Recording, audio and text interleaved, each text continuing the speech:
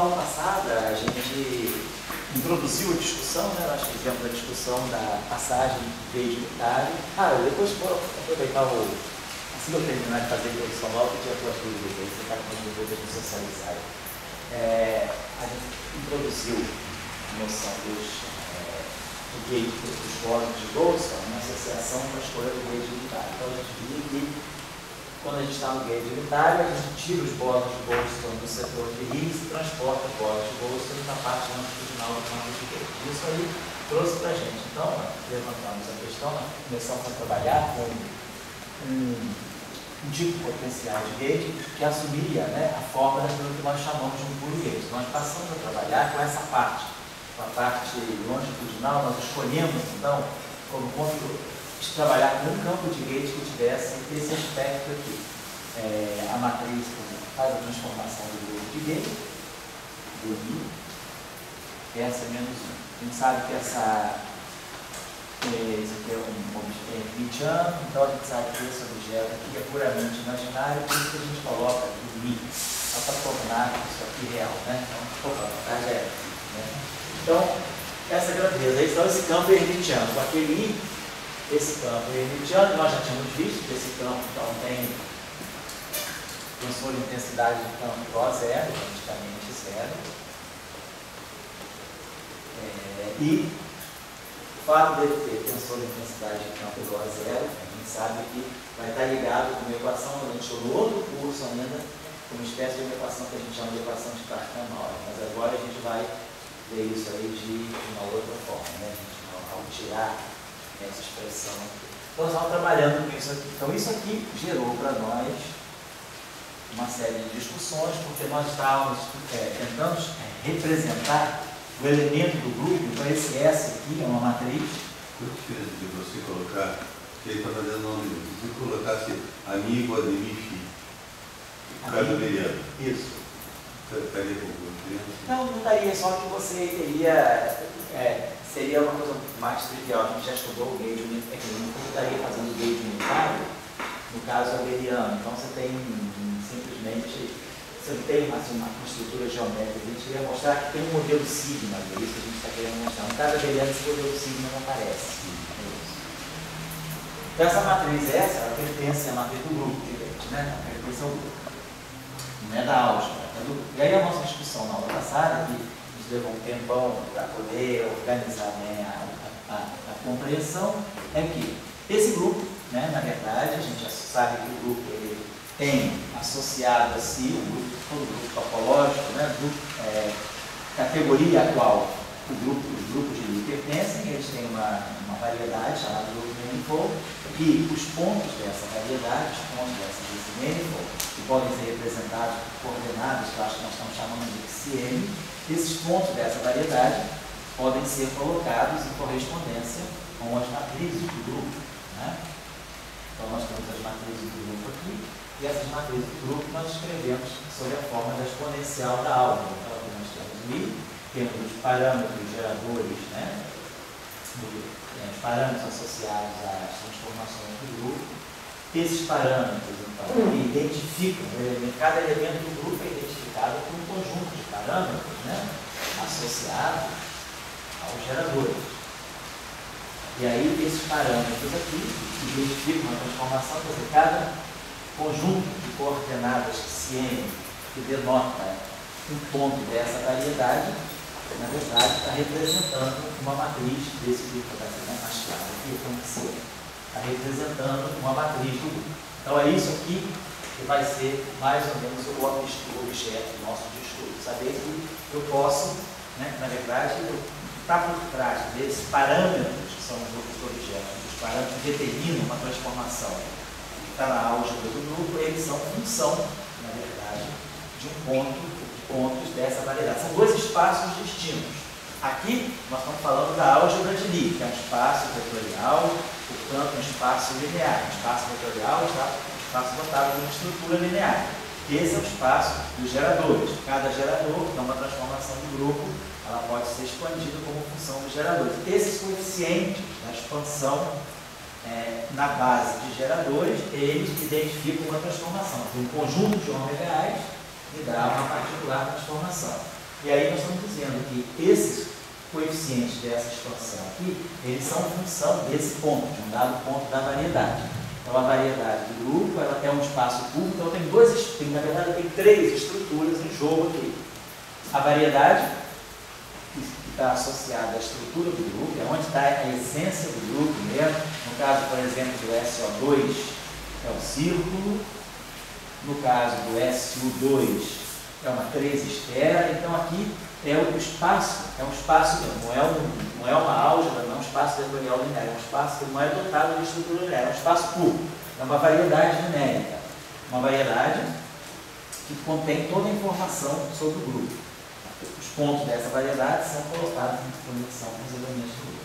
Então o que a gente vai depois chamar, o que nós estamos querendo ver é que esses objetos aqui, né, esses CMs aqui, que são essas coordenadas genéricas da variedade, elas vão fazer papel de campos para nós. Esses objetos aqui vão ser para nós campos definidos no nosso espaço-tempo, como a gente vai ver. São campos. São campos, do ponto de vista do espaço-tempo, são campos escalares. Esses campos aí, eles vão se organizar formando um modelo sigma não linear. E esse modelo sigma não linear, ele vai estar descrevendo, então, a interação daqueles objetos que seriam os bósons de Boltzmann, mas que migraram para a parte longitudinal do campo de Gauss. Então, aqui nós vamos ter a física dos bósons vetoriais massivos longitudinais. Física, né, longitudinal. Vamos colocar assim, na física longitudinal. Vou colocar assim. Eu vou dar uma referência interessante para vocês, uma referência que o Pedro levantou para nós aí na aula passada mesmo, que foi a referência de Link von Link, vou colocar aqui para vocês, tem esse trabalho aqui. Eu não sei onde ele está publicado, mas está nos arquivos, vocês podem levantar, tem esse, o título do trabalho, vou colocar aqui abreviado, Spontaneous Symmetry Breaking and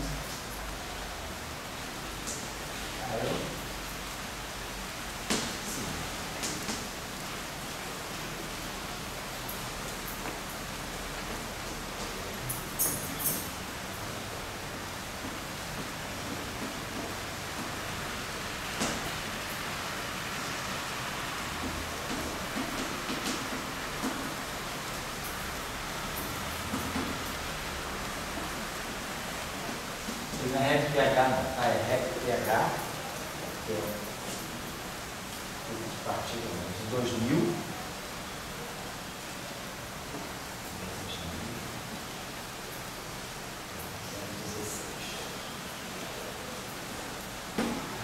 Deve estar publicado ele. Acho que é como ele é proceeding de uma conferência, pode ser que ele não tenha sido publicado. Ele é lá aulas dadas de uma conferência. Então pode não ter. Ele trabalha bem, vamos dizer, de uma maneira mais aplicada, né? Ele usa esse modelo Piras para descrever mesons, interação entre mesons e pares na física hadrônica, mas é uma boa aplicação dessa discussão que nós vamos ter aqui hoje. Um artigo bem elucidativo para a questão de aplicação. E tem um trabalho que eu acho muito bom, que é antigo, de 87, ele é um físico dele. Na verdade, ele é uma discussão realmente. O artigo é grande, mas o artigo ele trata basicamente da discussão desse modelo sigma para descrever os dados de polarização longitudinal. O artigo é o físico vai fazer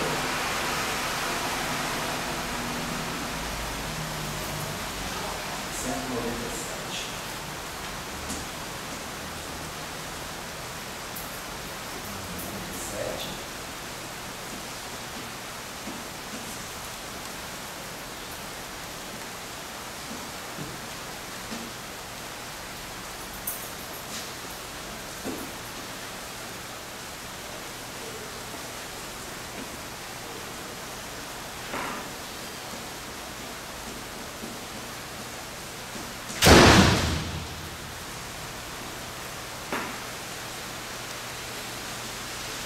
Esse aqui, basicamente, ele trata do modelo sigma na teoria eletrostática.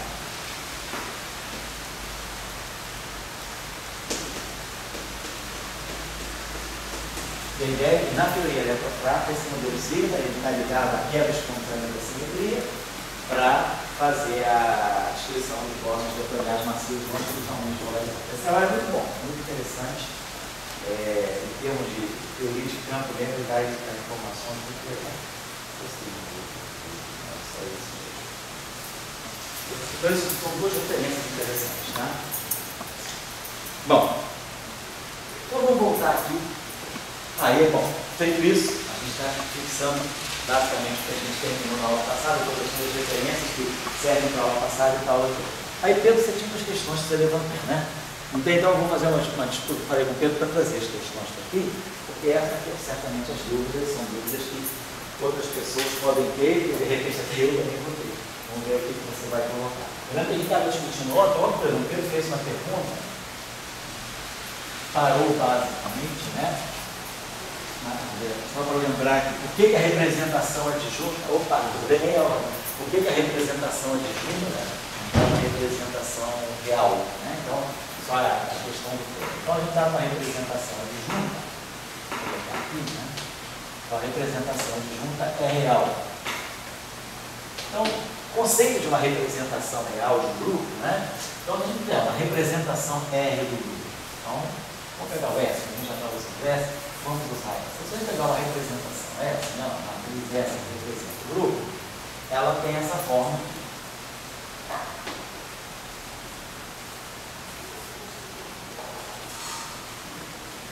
Quando a gente tem uma representação, tem um vetor, né? As representações são espaços vetoriais. Então, nesse espaço nós temos vetores. Vetores que se transformam sob a ação do grupo. Então, suponhamos que eu tivesse um vetor aqui V, um vetor coluna de n dimensões, que eu faço uma transformação do grupo sobre ele e ele sofre, né, essa transformação. A representação. Vamos passar, então, vamos introduzir o conceito agora. Para essa representação aqui, eu estou chamando de representação R. Vamos chamar essa representação, essa aqui é a representação R. Na representação R, as matrizes do grupo são dadas por S, onde S tem essa expansão, que é dos geradores. E os vetores, né, dessa representação, são objetos n-dimensionais que se transformam assim. A representação dita complexo conjugado é a representação que nós tiramos tomando o complexo conjugado, não o conjugado hermitiano, não. O conjugado complexo mesmo, fazendo isso aqui. O delírio está, né, igual a S, está, está. Eu pego, então, o conjugado complexo, cada elemento dessa matriz, não é o conjugado hermitiano. Estou falando de hermeticidade aqui. Então, isso é a representação complexo conjugada dessa. A gente diz que uma representação é real, uma representação é dita real, quando a representação conjugada complexa é equivalente à representação original. Se houver essa equivalência, não igualdade, mas uma equivalência, se houver uma transformação unitária que me faça passar de R para R, tá? Nós dizemos que a representação é real. Então, o que significa isso? Não significa que. Então, suponhamos que tem uma representação conjugada completa. Então, é isso aqui. Está? Está?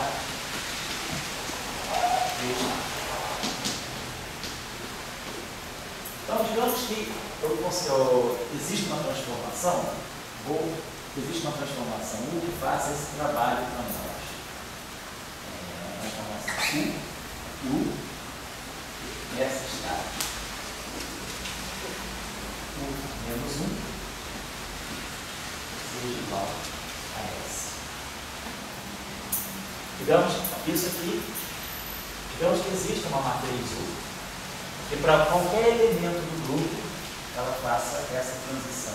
Isso significa o quê? Isso significa que eu tenho o seguinte: U. Quem é essa estar? Essa estar é gerar o conjugado complexo do nosso S. Vai estar menos I. Os parâmetros são todos reais. E aqui eu vou pegar os geradores também com seus conjugados complexos. E aqui o U é menos 1. E aqui o S. Vamos dizer que a representação do grupo seja uma representação unitária com geradores hermitianos. Nós estamos tomando sempre que estamos trabalhando com uma representação unitária do grupo. Se a representação do grupo é unitária, se S dado é o S menos 1, isso é representação unitária. Isso significa que, olhando para os geradores, né, como isso aqui é exponencial de I, ômega A, GA, então significa que os geradores são hermitianos. A unitariedade da representação do grupo está assegurada pela hermiticidade dos geradores. Então, se isso aqui é verdade, então essa operação aqui, ela envolve um transposto, né? Essa operação aqui é o transposto do conjugado complexo, né? Feitos ao mesmo tempo. Isso aqui então é igual a GA.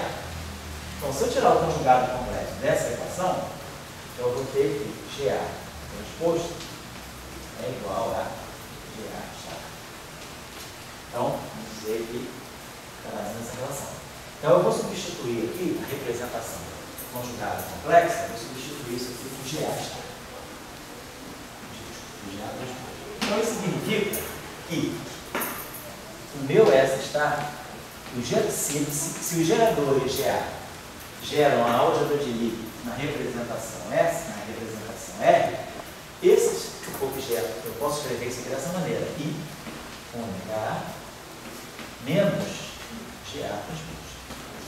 Então, significa que os geradores menos GA transposto, eles são geradores na representação R'. Deixa eu apagar isso aqui.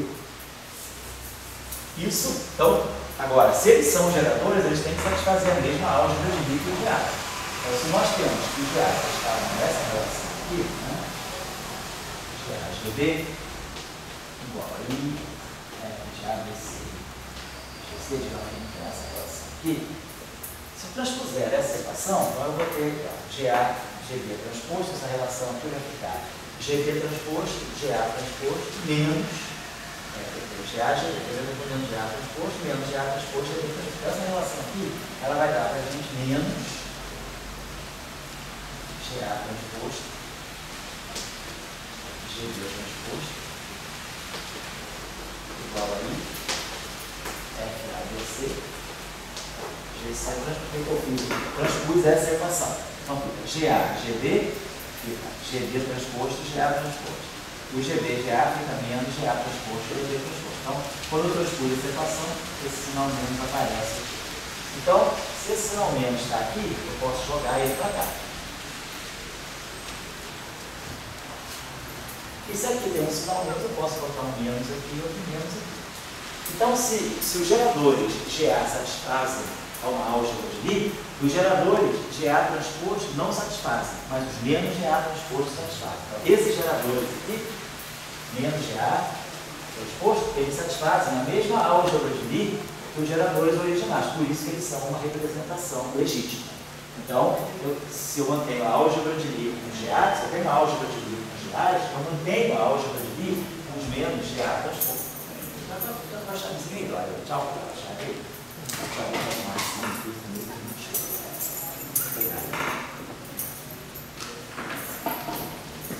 Certo? Então, nós estamos, a representação é uma representação com esses geradores, tá? Só para dizer o que definitivamente pegar um complexo conjugado na representação.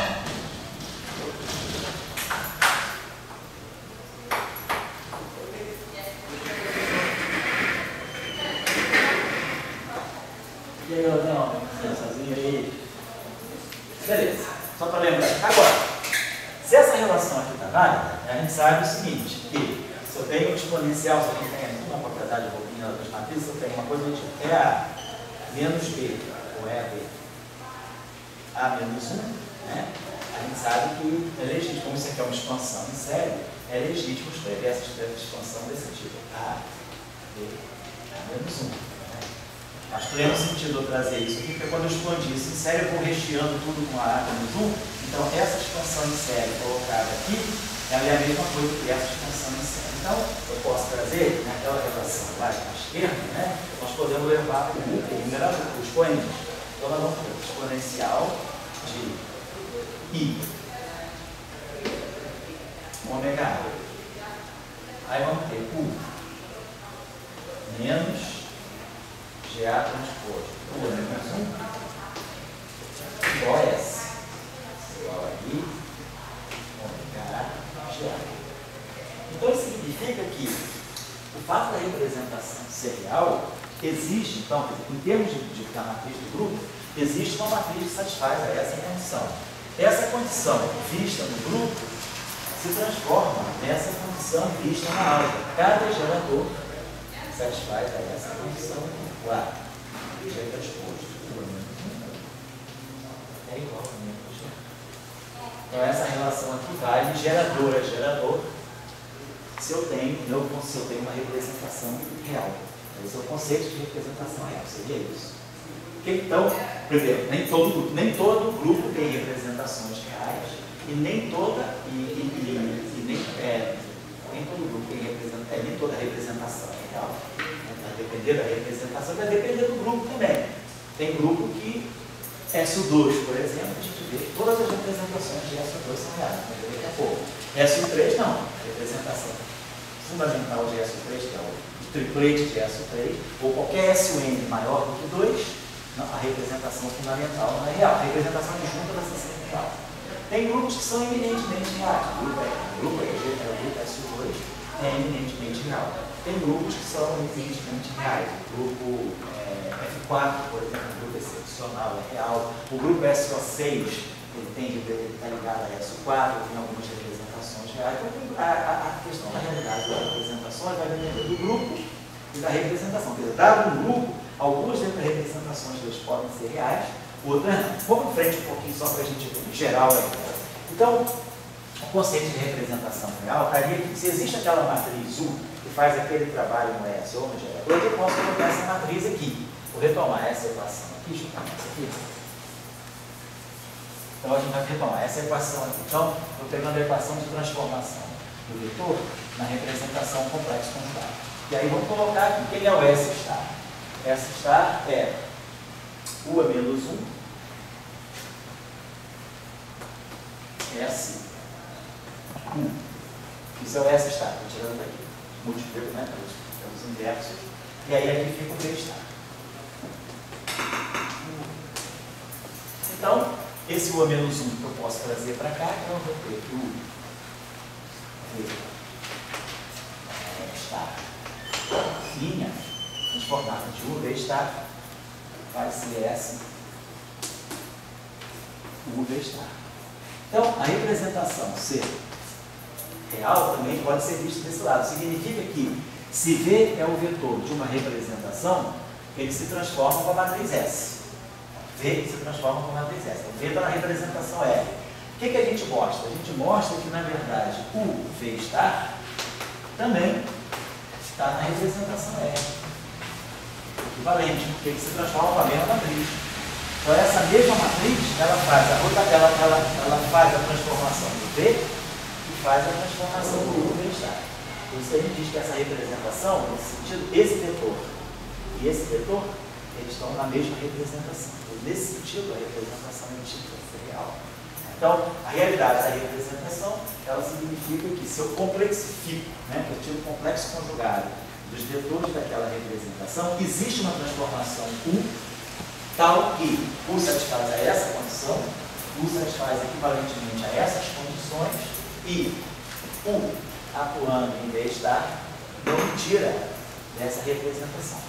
Quem já fez o cursinho lá de eletrofratas, a gente lembra que esse conceito é crucial para a gente poder dar massa para o quark D, para o quark U. Senão, a gente, na teoria eletrofrata, com a quebra espontânea da simetria, a gente só conseguiria dar massa para o quark D. O quark U ficaria sem massa. E aí a gente precisa introduzir esse conceito para poder trazer uma outra representação dos quarks que se acopla com o Higgs, de tal maneira a gerar massa tanto para o quark U quanto para o quark D. Mas vamos em frente aqui um pouquinho, só para a gente finalizar essa discussão. Então, por exemplo, eu não estou falando da representação de juntos já. Vamos pegar um caso assim, vamos pegar SU2. A gente pega SU2, a representação fundamental de SU2 é a representação do dublete. Então, a representação, para nós, SU2 é isso aqui. V1, V2. A representação fundamental de SU2. Então significa, então, a matriz de SO2 na representação fundamental é essa matriz aqui, eta A, sigma A sobre 2. Então significa que para cada gerador eu vou ter aquela relação lá.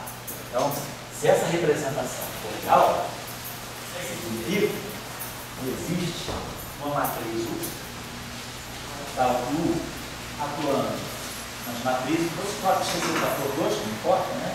Nas matrizes de Paulo transposta, o organismo tem que ser menos as matrizes de Paulo. Então eu posso jogar esse U menos 1 do lado de lá. E aí a gente vê, se eu pegar a matriz sigma x, a matriz 1, ela é simétrica.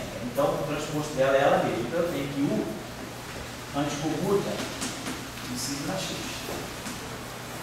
A matriz sigma y é antissimétrica, então aqui aparece um sinal menos, por aí.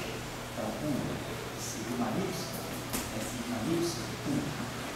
E a matriz sigma z também é simétrica, então U sigma z, igual a sigma z, U.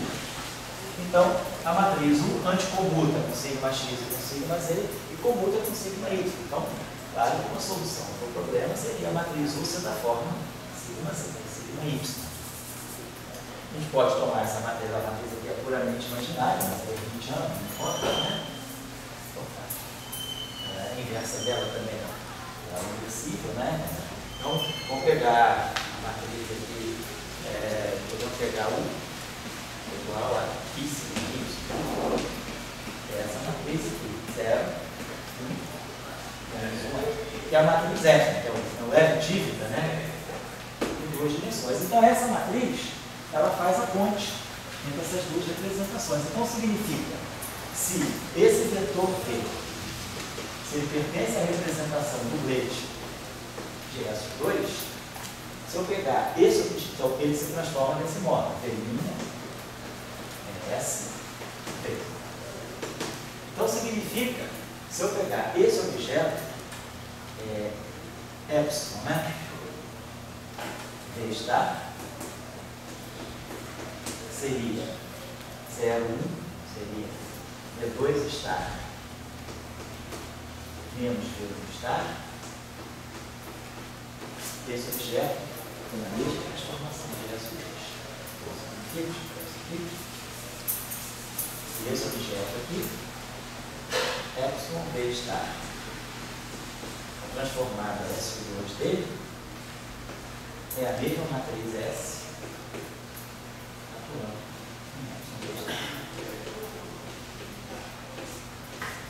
Então, esse vetor V1, V2, V2, V1, V2, esse objeto e esse objeto se transformam sobre SO2 exatamente no mesmo. Então, lá na teoria fraca, você pode colocar aqui. Pode falar. Por que o I ali na definição do U não havia? Onde? Na definição do U. Ah, do U, sei. Por que o I? Isso não é meramente artificial, só para poder ficar real. Só para poder ficar real. Você pode também fazer tudo sem I. Você tem uma liberdade fácil, pode colocar qualquer fase aqui.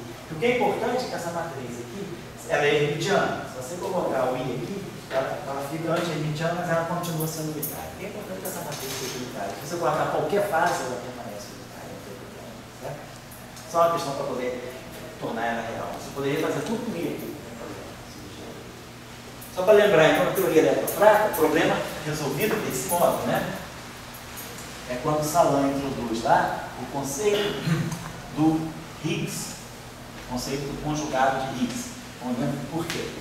Na verdade, se introduz o Higgs, né, que é o acoplamento de um cálculo aqui da massa aos elétrons, é desse tipo. Nós temos o dublete de elétrons. Né? Então, pelas nossas convenções de S2, o neutrino está aqui e o elétron carregado está aqui. O elétron, por exemplo, o elétron, boa tal.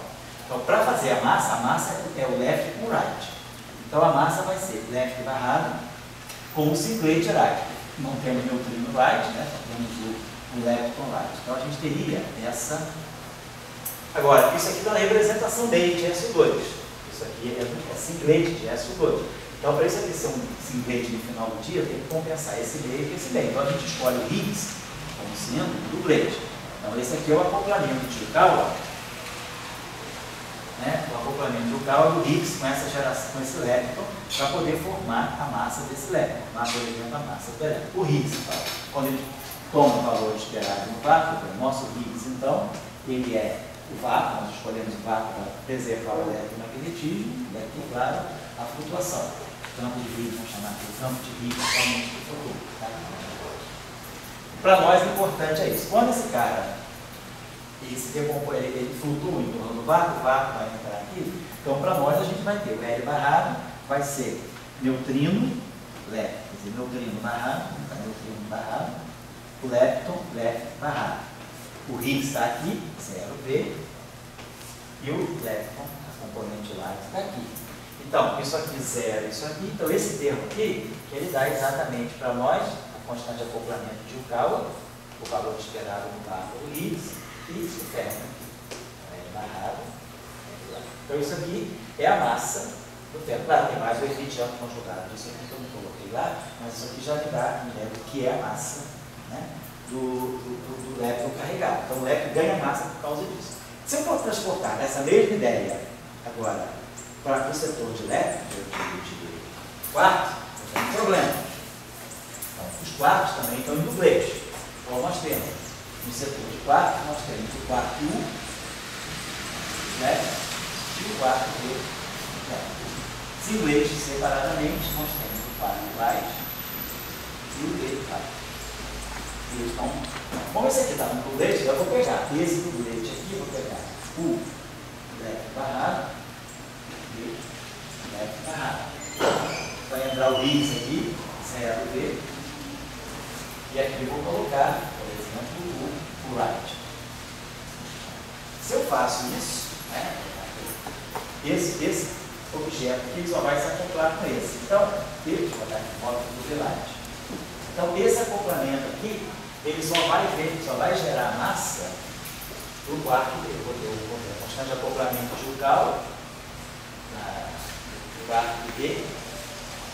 Então, eu vou ter a constante de acoplamento de Yukawa no quarto D, o valor esperado no vácuo do Higgs, e vou ter o elétron barrado de D. Então, eu estou gerando massa para o quarto D. Dessa forma, com o Higgs, o valor esperado no vácuo do Higgs está aqui para preservar a carga eletromagnética, eu não tenho escolha. O quarto D, o quarto U fica sem massa. Então a ideia é, mas esse cara está na representação meio de SO2. Então, se eu pegar o Higgs dessa forma, então, esse Higgs ele é Φ1, Φ2. Mas, por esse conceito aqui, se eu pegar a matriz epsilon, Φ star, esse objeto aqui vai ser Φ2 star menos Φ1 star. Que é o que a gente chama, então, do Higgs conjugado de carga.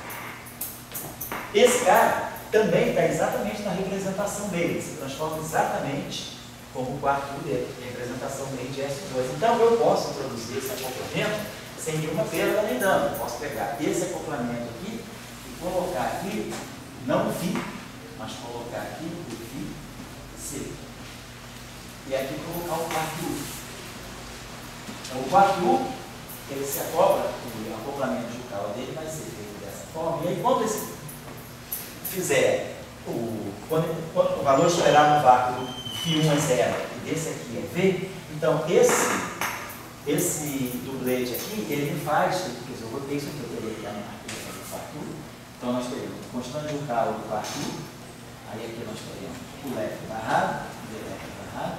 Quando esse Higgs aqui toma o valor esperado no vácuo, o V sobe e o 0 desce. Então o V sobe e o 0 desce. E aqui eu tenho o light.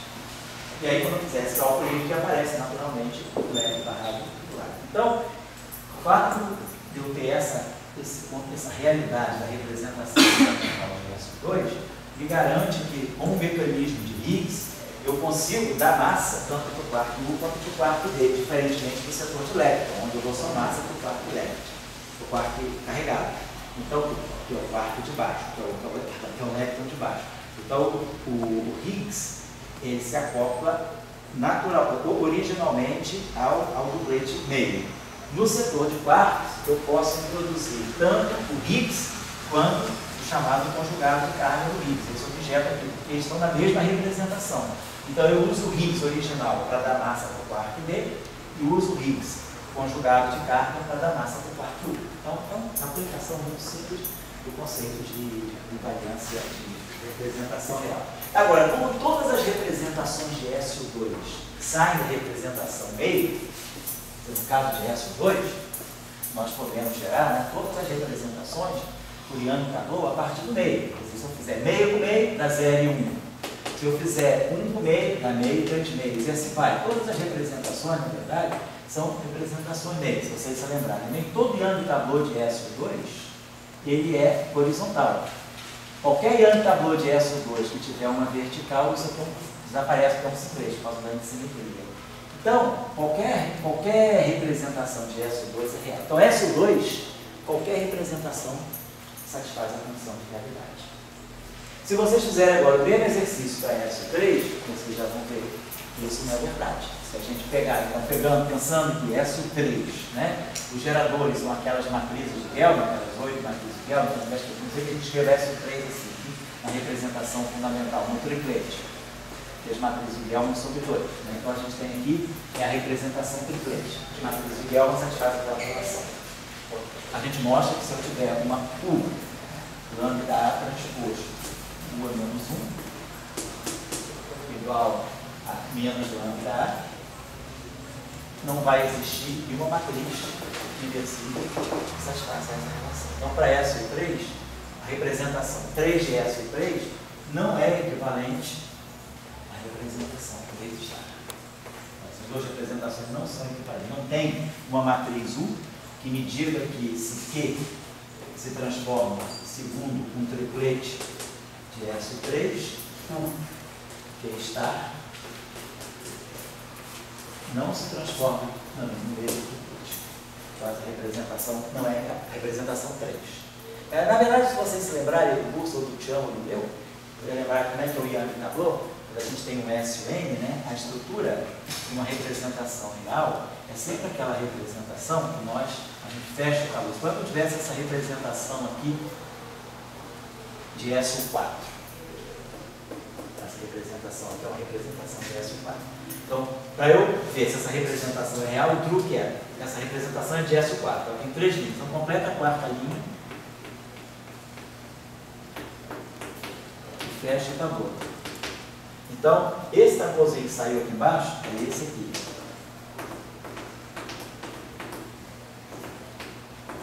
Saiu esse tableau aqui, que é a complementação desse.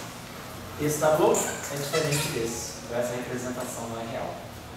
Para qualquer SUN, a representação adjunta é essa aqui. Se tiver SUN, eu tenho uma coluna vertical com n-1 tableaus, com n-1 caixinhas, e tenho uma caixinha. Essa é a forma, para qualquer SUN, essa é a forma da representação adjunta de SUN. Se eu pegar a imagem disso aqui, só agora, isso aqui tem n-1. Né? Então, tem n-1 tableaus, eu vou completar com mais um tableau aqui.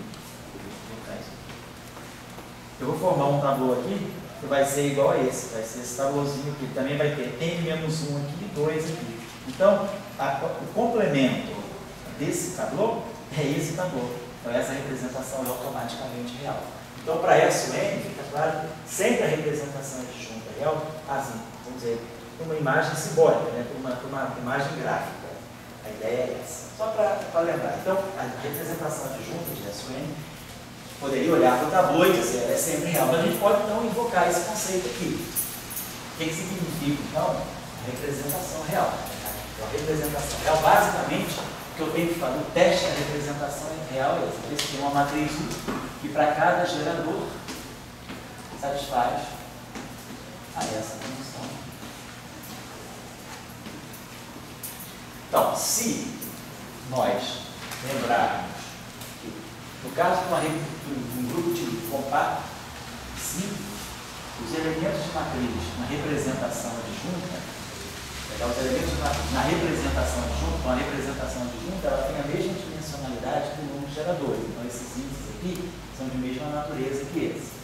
Então, os elementos de matriz dos geradores são as constantes de estrutura, menos decímetro, para poder fazer essa representação ser hermitiana. Então, esses geradores são hermitianos.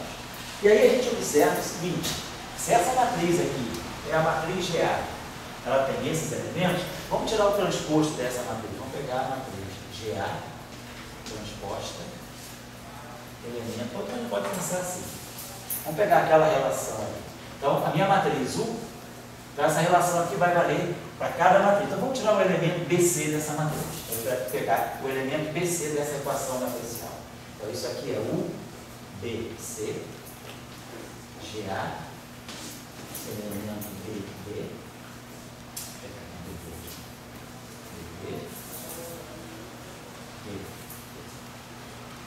para pegar o BC,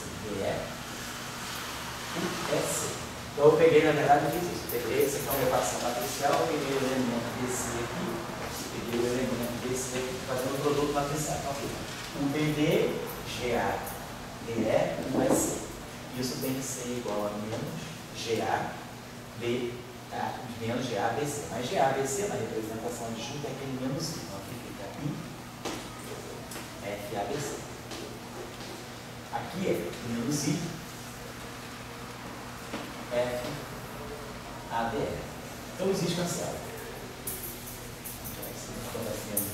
Cancelei os I's. Agora, se a gente observar essa relação aqui eu tenho basicamente a mesma constante de estrutura. Se esse cara aqui, observe se o U for a identidade, delta BD, e aqui eu tiver um delta C, aqui eu vou ter o meu D vira B. Qual a transposição em forma? Oi? A transposição, deixa eu fazer a transposição aqui, obrigado. Esqueci sim. Aqui era o GA transposto, DE. O GA transposto, DE é GA é D. Obrigado. Agora tá certo. Obrigado.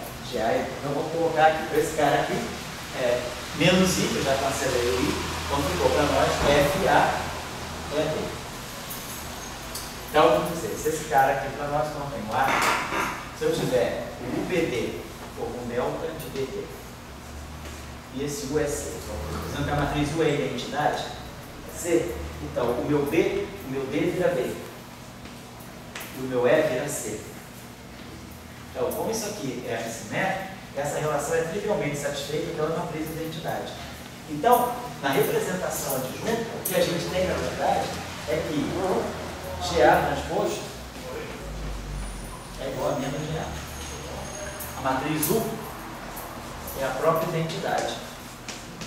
Então, se esse cara V está na representação adjunta, V estar, que é um V estar, também está na representação adjunta. Então, a própria matriz de identidade é a matriz que faz a referência. Quer dizer, a representação adjunta ela é auto-real, ela não precisa nem de uma matriz não trivial, é a própria identidade, ela faz a parte. Certo? Por esse conceito. Tá legal?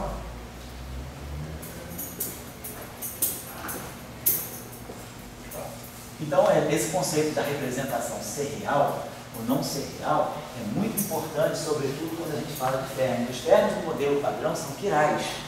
E os términos quirais não podem ser sujeitos a uma condição de realidade. Já vimos nos nossos estudos aí. Términos reais são os términos de Majorana. Os términos quirais, em 4 dimensões, um término não pode ser ao mesmo tempo Majorana e quiral. Ou ele é quiral, ou ele é Majorana. Claro que ele pode ser um término quiral escrito na representação de Majorana, mas ele não pode estar sujeito a uma condição de realidade. Não. Então, em 4 dimensões, como os términos do modelo padrão, os términos da teoria unificada, a gente sempre escolhe os términos quirais, porque todo mundo começa a ser massa, a gente quer que a massa seja gerada por mecanismo de Higgs, nós não podemos colocar os términos quirais em representações reais. As representações, então tem certos grupos que a gente já exclui, porque as representações onde eu vou colocar os términos seriam reais. Então a gente tem que sempre procurar, para poder colocar os términos quirais, a gente tem que sempre procurar representações complexas do grupo de términos. Então, esse aviso que é importante. Mas era uma questão que você tinha que perguntar. Se tem alguma outra questão? Engenharia essa. Ah, tem que digerir essa primeiro? Então você quer digerir? Não, tá. Depois, então, quando a gente depois passar um pouco, você pode. Oi? Então vamos lá. Então vamos voltar ao nosso tópico da aula, que era a questão das realizações não lineares, né, dos blocos de Boltzmann, da realização não linear. Então nós já vimos o seguinte. Nós vimos que Na aula passada, inclusive, nós vimos que nós, no caso do SO2, especificamente, no caso do SO2, com um dublete de Higgs, não com um triplete, mas com um dublete de Higgs, a gente pode, né, com aquela escolha de valor esperado no vácuo do Higgs sendo 0V, a gente pode expressar, na verdade, o campo de Higgs dessa forma. A gente consegue mostrar que a gente faz a flutuação em torno do. Eu tenho aqui um exponencial e aqui eu tenho os campos CA, aqui eu tenho sigma A sobre 2, e aqui eu tenho isso aqui atuando nesse dublete aqui, ou esse aqui, nesses violões.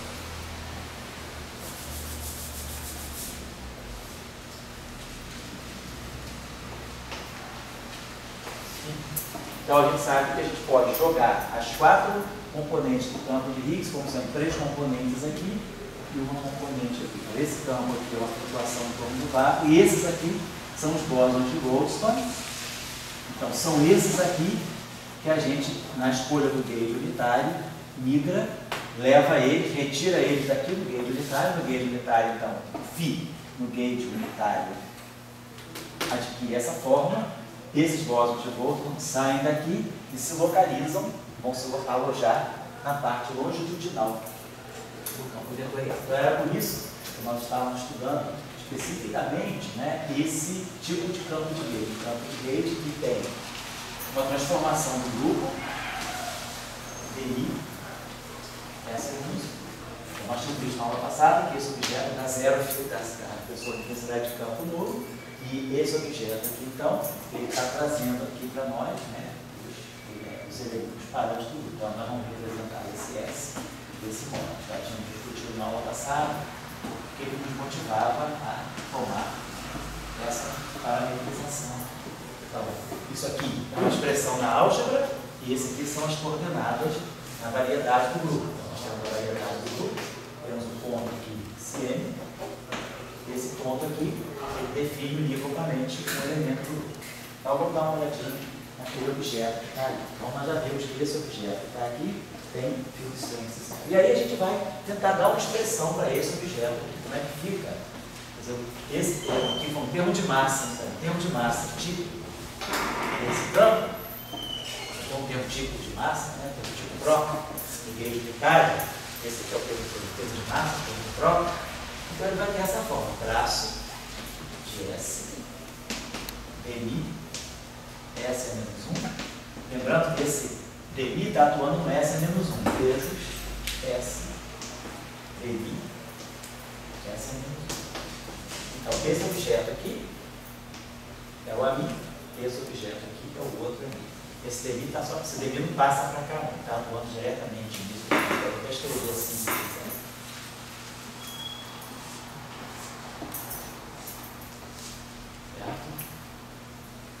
Muito bom. Então essa expressão aí, que está ligada ao termo de massa, no gauge unitário, se eu tiver esse termo de massa, se tiver essa representação, para mim eu posso escrever isso. Agora vamos trabalhar um pouco melhor essa representação, essa grandeza aqui. O que é S? S menos 1.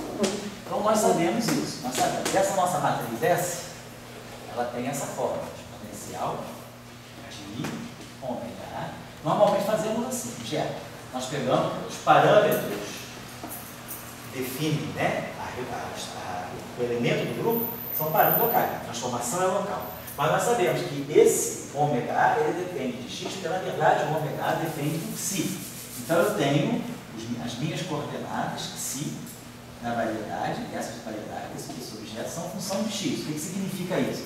Significa que em cada ponto do espaço-tempo, né, em cada ponto x μ do espaço-tempo, eu associo uma estrutura aqui, né, crio aqui, eu introduzo aqui a minha variedade do grupo.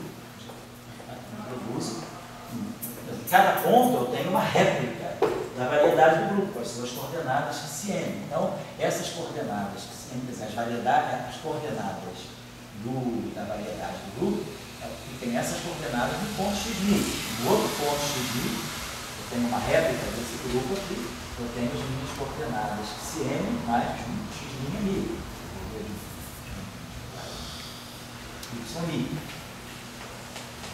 Y.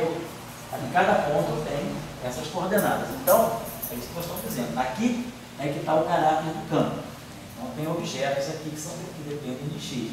E aí, vamos ver, por que esses objetos têm caráter de campo? Eles não são meras funções fixadas, elas têm uma dinâmica, elas têm uma... Aquele lagrangiano confere a elas alguma coisa tipo de propagação. Então, vamos ver lá. O que seria isso aqui? Como é que eu escreveria essa relação aqui? Esse, na verdade, esse S, né, o S menos 1, depende de xmi via xmi e via ômega. Então, vamos usar a regra da cadeia. Né? Derivar em relação a xmi é derivar em relação a ômega A, derivar ômega A em relação a Cm e derivar Cm em relação a xmi. Nós estamos fazendo, estamos derivando esse objeto aqui em relação a x, mas esse objeto depende de ômega, então eu derivo ele em relação a ômega. Derivo ômega em relação a si e derivo si em relação a x. Então, na verdade, vou colocar isso aqui. Vamos dizer isso aqui, esse S dmi S menos 1, nós podemos escrever assim. Esses objetos aqui saem, esse objeto aqui não. Então, essa opção eu posso trazer assim, de ômega A, dxm, aqui para fora. Aqui vai ficar um dmi dxm. E aí aqui nós vamos ficar com S e A, S menos 1.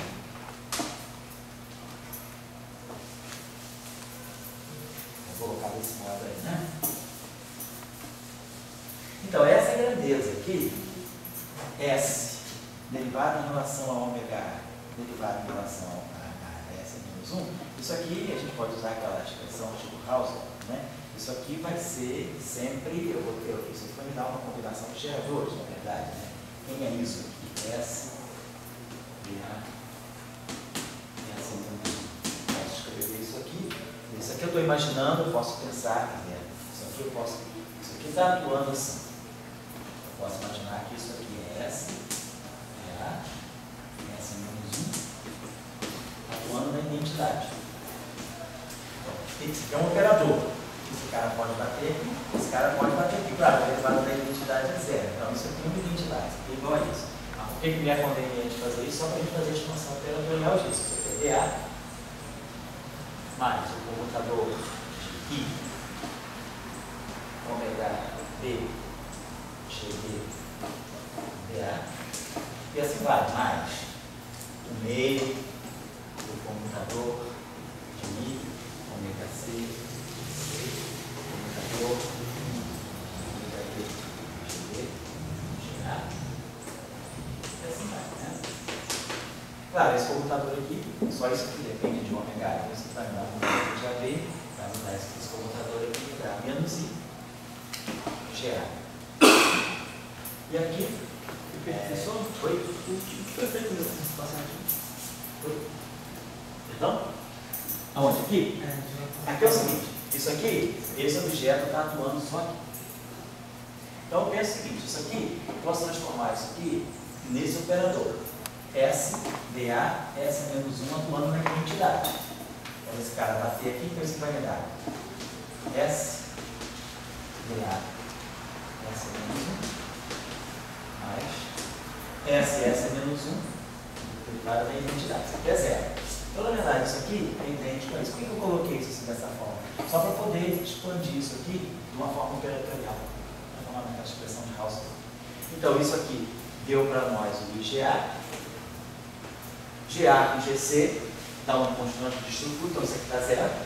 Então, é o que eu quero dizer com isso. Essa expressão aqui, não importa o que ela seja, essa expressão aqui é completamente função dos geradores. Eu posso expandir essa expressão aqui, qualquer termo que eu calcular aqui é linear com geradores. Então, essa expressão aqui ela vai assumir essa forma, sei lá, um C, vou botar assim, lambda, AB, G. Então, essa expressão aqui é linear dos geradores. Então isso significa que eu posso escrever isso aqui como sendo lambda AB GB.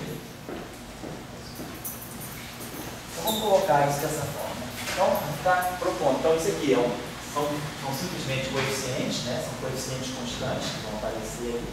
São, na verdade, combinações das constantes de estrutura. A gente pode expressar essa expressão. Eu posso então incorporar esses ômegas aqui. Eu teria essa expressão aqui, ó, S DI S é menos 1. A gente pode escrever desse modo aqui. Lambda AB GB. Vou colocar assim.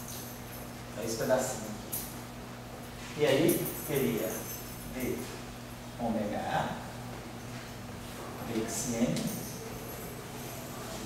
DI, XN. Esse objeto aqui, né, vamos chamar lambda AB de ômega A, VXN.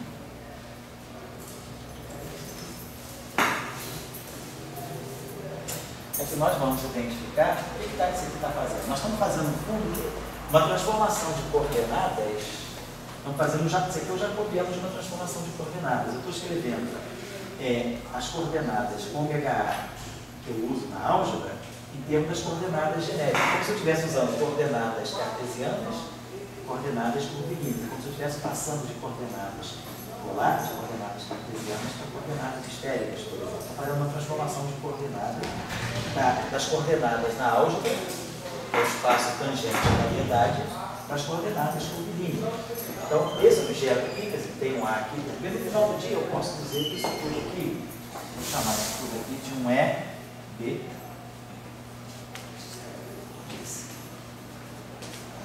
Esse objeto aqui vai. Então, conclusão. O que nós estamos dizendo com tudo isso? Nós estamos dizendo com tudo isso que eu posso escrever esse objeto aqui, S, DI, S é menos 1. Então, o que é isso aqui? Isso aqui é a parte que a gente chama de puro gauge do campo de Young-Mills. O que a gente está fazendo é transladando toda a informação desse campo de gauge para aquele novo campo que está aparecendo lá, DI, que é a derivada daquele campo. Então, nós estamos dizendo que isso aqui vai ter a seguinte forma. Isso aqui vai ser um I, N, não é IA, perdão. Não é N.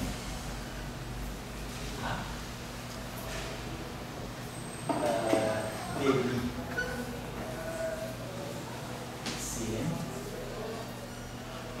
GA. Pode colocar essa expressão dessa forma. Então aparece esse objeto aqui, claro. Esse objeto aqui, que é a função do x. Aqui eu ia adivinhar. Aparece o devido do CN e aqui aparece o gerador. Esse objeto está na álgebra de vida do grupo? Está. Na álgebra de vida do grupo. É como se eu tivesse isso aqui, para mim, no final de tudo, está fazendo o papel, olha, se a animação acontecer, isso aqui é o ABA.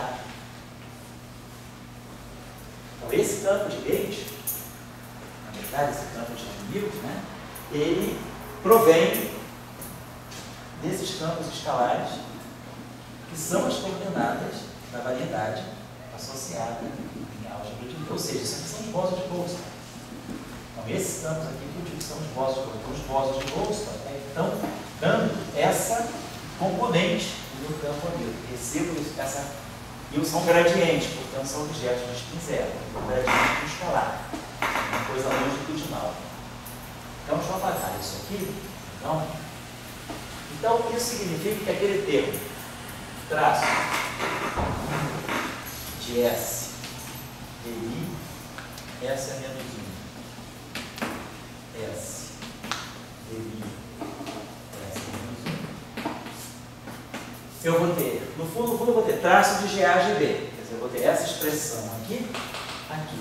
E a mesma expressão aqui. Né? Então, eu teria algo do tipo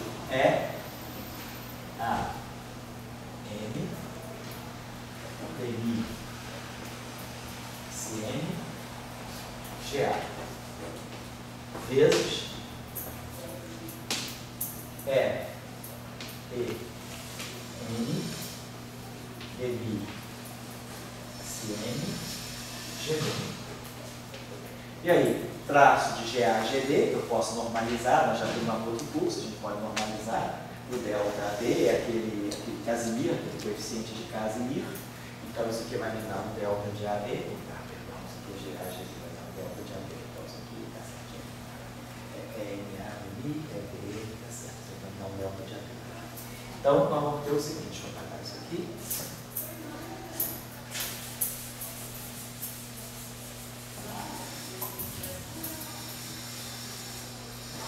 Então, nós vamos ter basicamente isso aqui. É A, N, é B, N, delta de AB. Por causa do traço de GA, GB. DI, CN, DI, C. Esse objeto aqui, delta de AB, é um quadrado dessa matriz aqui. Por essa matriz aqui. Então, eu vou dizer essa matriz por essa. Isso que a gente vai chamar de GNC. Então, você vai fazer o papel da métrica do modelo assim. Então, nós estamos vendo que, na verdade, aquele termo de massa no ambiente unitário, ele foi conduzido, quer dizer, esse termo aqui, traço de AMI, ele se transformou nesse objeto aqui. Esse vai girando aqui. No meio, vamos só anotar isso, lá no meio, GNN,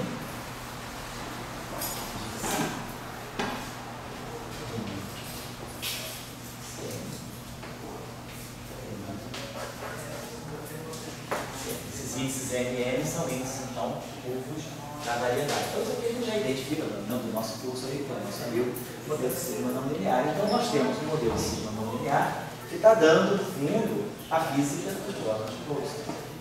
A gente tem interações altamente não lineares, está tudo aqui, e essa métrica aqui é a métrica daquela variedade, da variedade do grupo. Então, o modelo sigma não linear, ele é uma forma que eu também posso usar, uma aplicação interessante dele, é nós usarmos para descrever os bósons de Boltzmann que estão no setor longitudinal dos campos de rede massivos. É isso que nós chamamos, então, de uma realização não linear. Vou apagar isso aqui.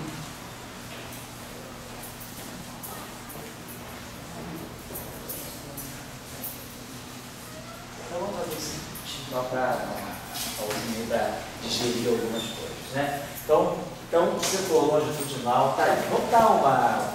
Então, o que na verdade nós podemos estar fazendo? O que significa, né?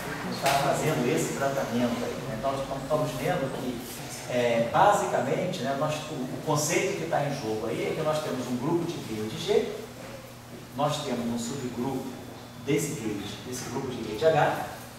Veja, esse grupo aqui, você vai entrar lá na sala, Denis? A sala está fechada. Ah, você está com a tua bolsa aí? Não está legal. Está legal, relaxar. Tá certo. Então, esse campo aqui é um campo, esse grupo aqui é o grupo de gate. Esse aqui é o subgrupo que deixa invariante o VAR. Esse aqui é o grupo residual da simetria. Então, a minha simetria, o meu grupo de simetria é G. Aí eu vou imaginar que eu tenho um setor de Higgs. Esse setor de Higgs fez a quebra da simetria de G para H. Então, os campos do setor, então nós temos a dimensão desse grupo aqui é G, menos a dimensão de H, que é o grupo de invariância do ground state, vai me dar o número de bósons de Boltzmann. Então, tá aqui, o número de bósons de Boltzmann.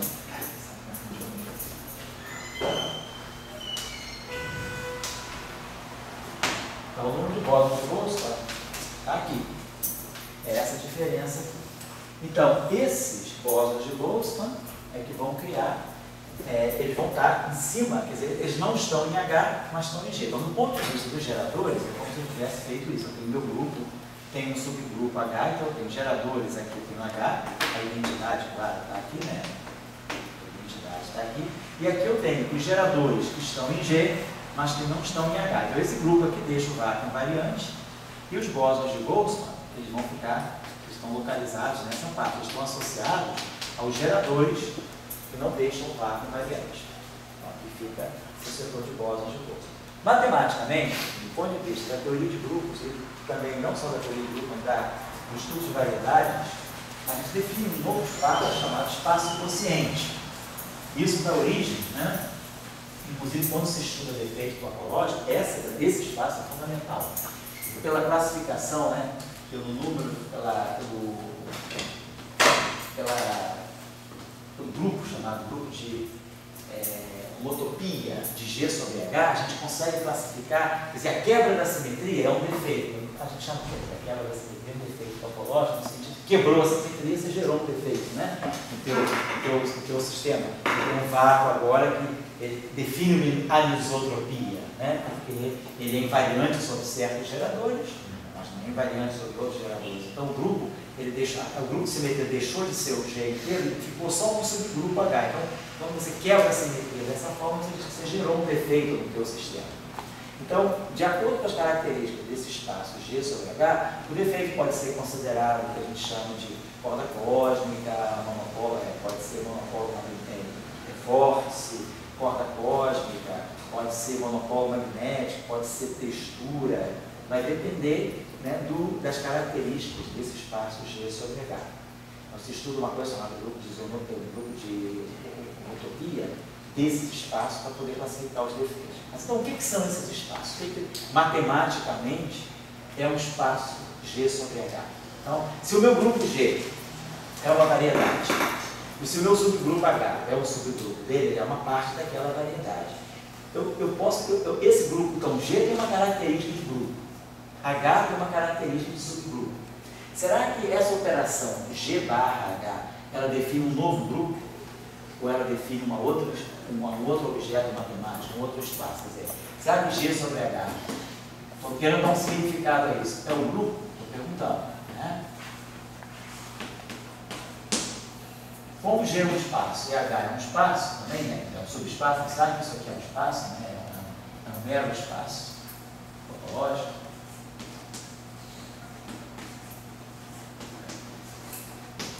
Eu vou insistir um pouquinho mais nisso, eu estou só trazendo essa discussão à tona, só porque alguns de vocês podem ter que vir a estudar defeito topológico, e aí vai ter que passar, vai ter que ver o que, entender o que é essa variedade G sobre H, né? Tem um paper do Salan, muito bom, é um paper do Salan de Strasdid, de 1982, é um clássico. O apêndice B, o apêndice A, os apêndices A e B desse paper são excelentes. Eles fazem uma discussão muito interessante sobre o que significa, eles fazem uma boa revisão, pelo menos nessa o Salão está querendo rever isso, o Strasdid sabe disso bem, então o Strasdid fez uma apêndice A e B muito pedagógico para explicar, relembrar o que é um espaço quociente, um espaço homogêneo. Então, o paper do Salão de Strasdid, eles estavam com Kaluza Klein dele, que era a época da Kaluza Klein. O pré-print do CDT foi de 81, mas o paper saiu publicado em 82, lá nos autores. Então, é a Sala de Strasdid.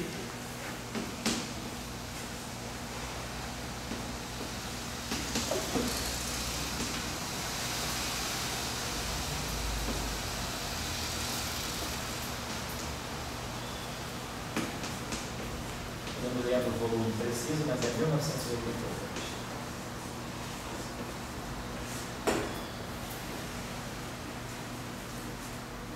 Então, no apêndice, sobretudo os apêndices A e B,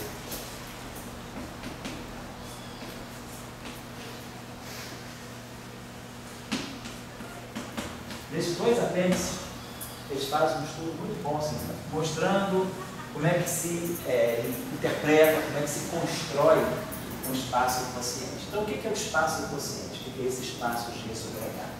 A gente imagina, né? Vou pegar só um exemplo bem simples para a gente. Vamos pegar uma esfera, vamos pegar um círculo unidimensional, né? Um S1, só para a gente ter uma ideia. Se a gente pegar o nosso círculo, né? Então, vamos pegar o nosso círculo, tá? Então, a gente pode associar, né, os pontos desse círculo, tem uma origem aqui, pode associar os pontos desse círculo, né, com um ângulo θ. Então, na unidade de coordenadas polares, as coordenadas dos pontos desse círculo são, vamos dizer, o círculo unitário, x cosseno de θ, e o y seno de θ. Tá?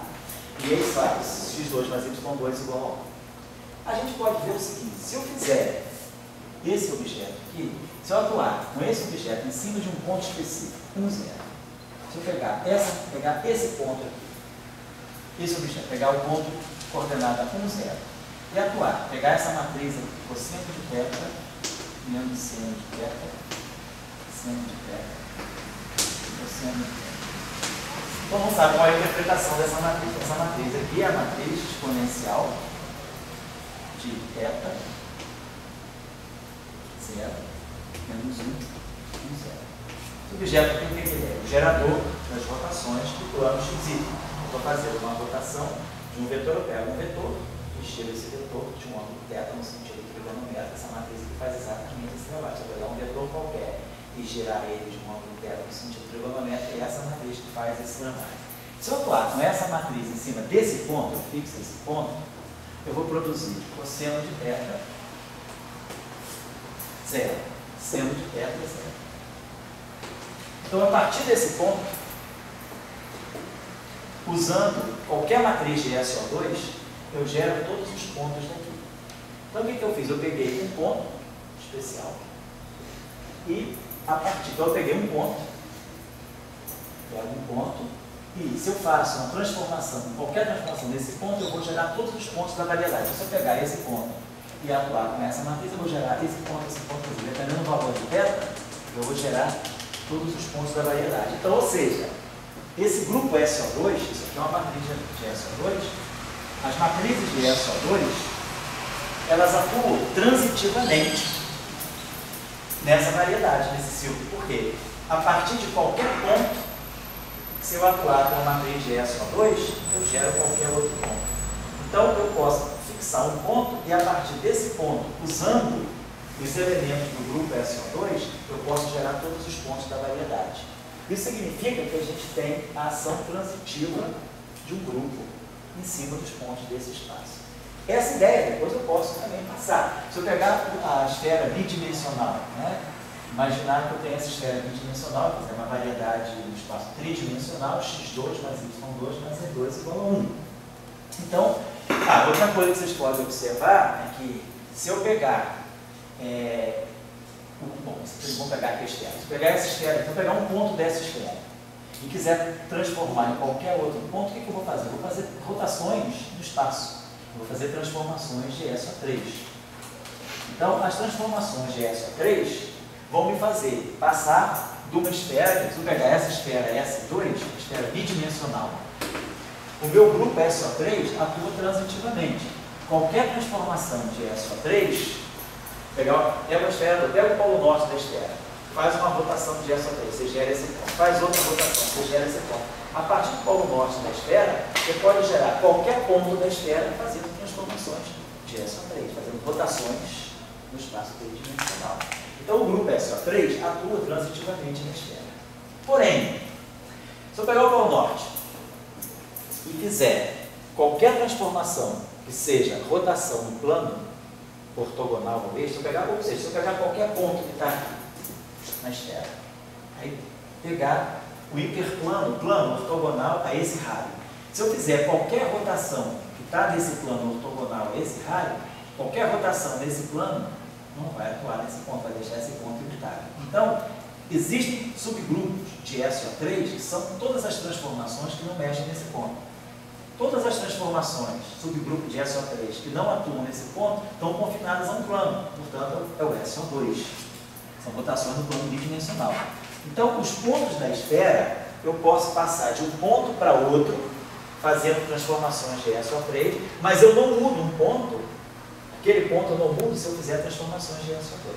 Então isso é o chamado grupo de isotropia, ele deixa aquele ponto invariante, e isso é o grupo de isometria.